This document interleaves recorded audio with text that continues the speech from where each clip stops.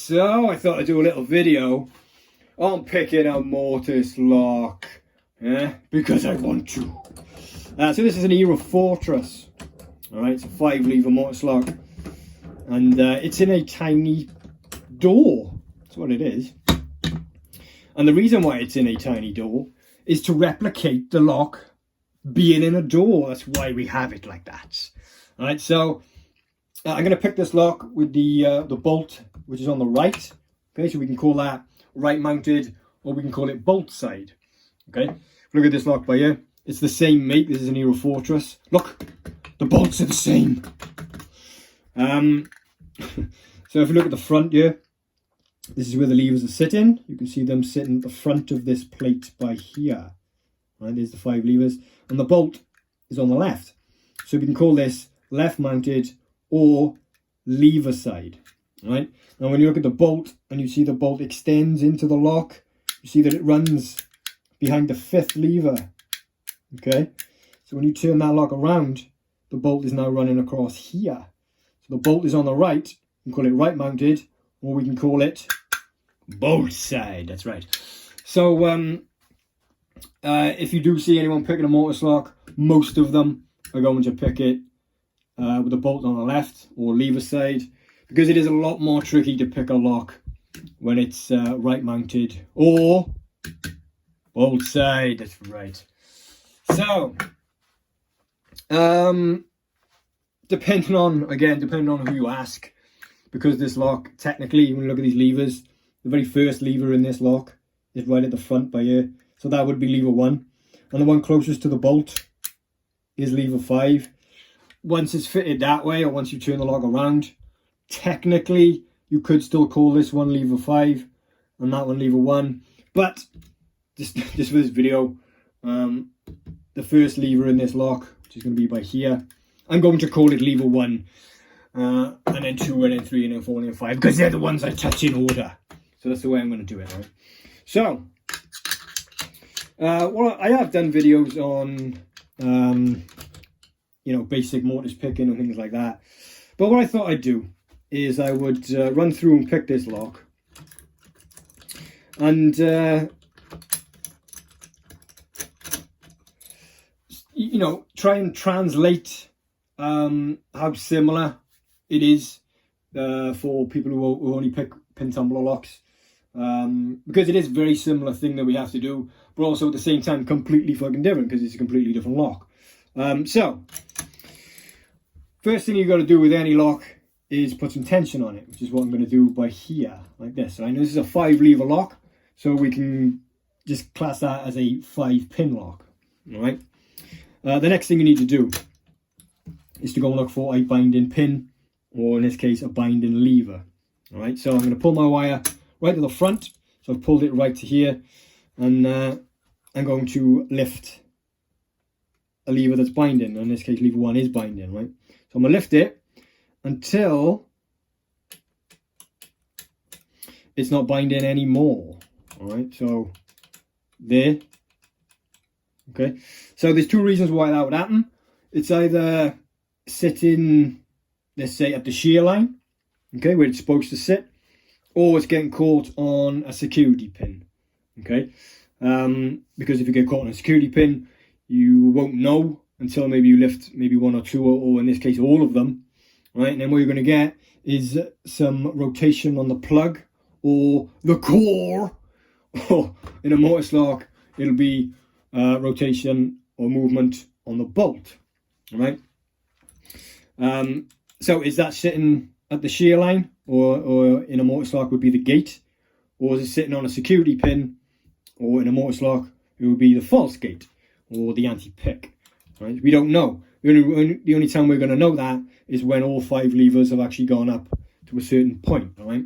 Then we will know, because we're either going to get movement on the bolt, the plug, or the core, because the lock will be open, or it's going to go a little bit and we know it's getting caught on a security pin or on a false gate, right? So there's lever 1, right? It's freed up, which is nice.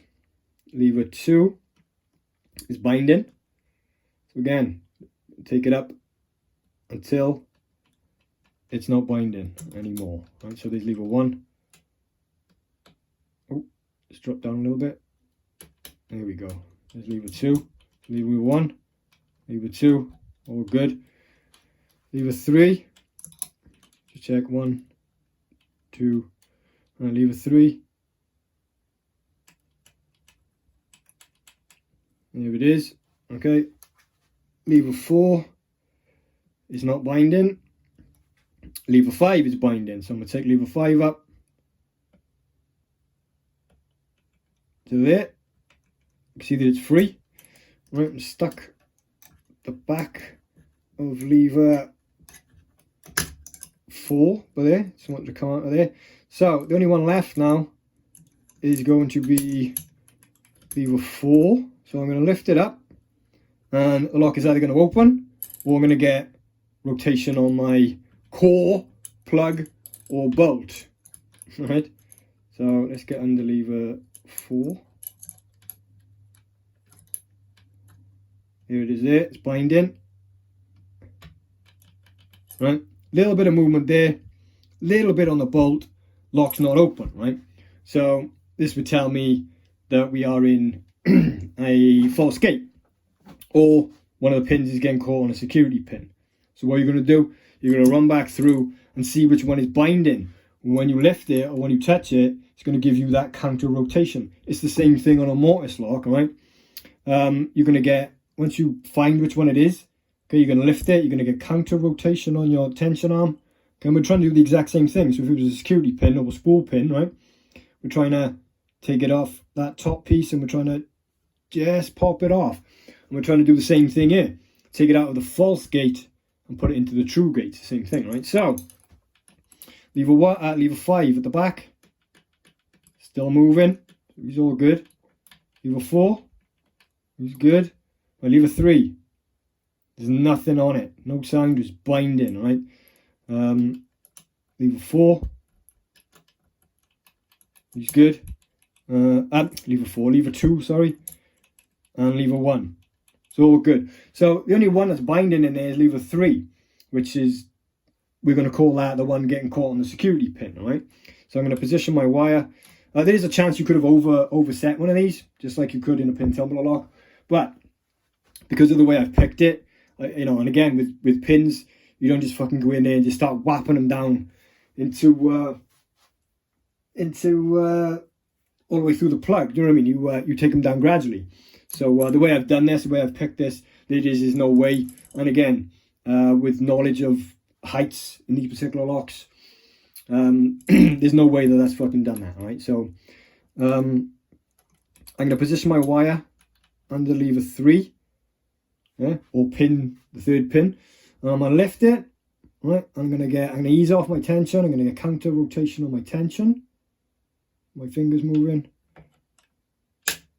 Right, is the pin or the lever jumping out or moving it out of the security pin? It's now freed up, all right? Lock still isn't open, so let's check the others. Lever 1 is still good. Lever 2 is good. Lever 3 is good. Right, lever 4 and 5 have come back down. So again, we know lever 5 is the next one to bind, so I'm going to take that up now to there. So all we've got left is pin 4 or lever 4, right? And I'm going to take it back to a very small, just a small amount. And there's a very, very good chance that once I lift this up, this lock is going to open. Just like that. Okay? So you see what I did there? It's very similar to pin tumbler, but it's done in a completely different way, all right? Let me just get a drill because these screws are going to take fucking ages to come out.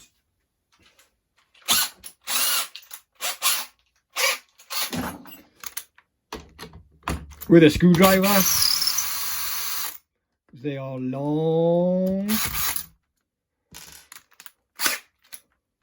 Can't even get that one in, look.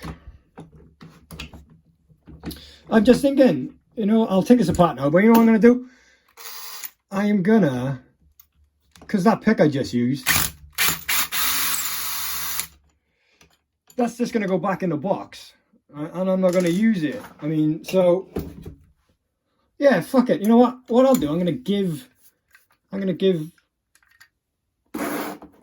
run a giveaway now, straight after this, a competition for someone to win that set there, right? So let me just clean this fucking lock off a minute. Just got all bits of from the inside of there, lock. That's what that's from. Yeah, that's what I'll do. Yeah, because like I said, it's gonna go back in the box, and it's just gonna sit in my workshop and not really get used that much. So yeah, why not? Fuck me, I was tight on here. And on the floor.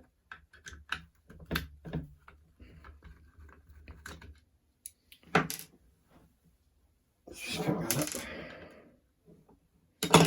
Alright, so remember now we've spun the lock the other way around. I picked it that way. It was picked that way, so that's going to be lever 5 now. So, lever 5, in this case lever 1, but it was lever 5. You're going to have to go up a little bit until it was free, which is exactly what it's showing there. Lever 4, again, right the other way around, same thing. Now, lever 3 was the one getting caught on the security pin, wasn't it? Or the false gate, and there it is there. So instead of me being in there, I was getting caught in there, and it was just a case of easing off, rotating into there, right? 4, well, or 3, or 2, or 1. There is again, it was one on lever 1, but it went past that point, it didn't bind there, and I actually got to sit in the gate. So awesome. Well, yeah, what I'm gonna do, I'm gonna give this away. So I'll give the set away in a competition, and the lock that I've just picked, and the little door. You get that as well. All right. So we'll run a little competition now for that. How random was that? So yeah, you're gonna get the this is the UK Lock Pickers new pick set.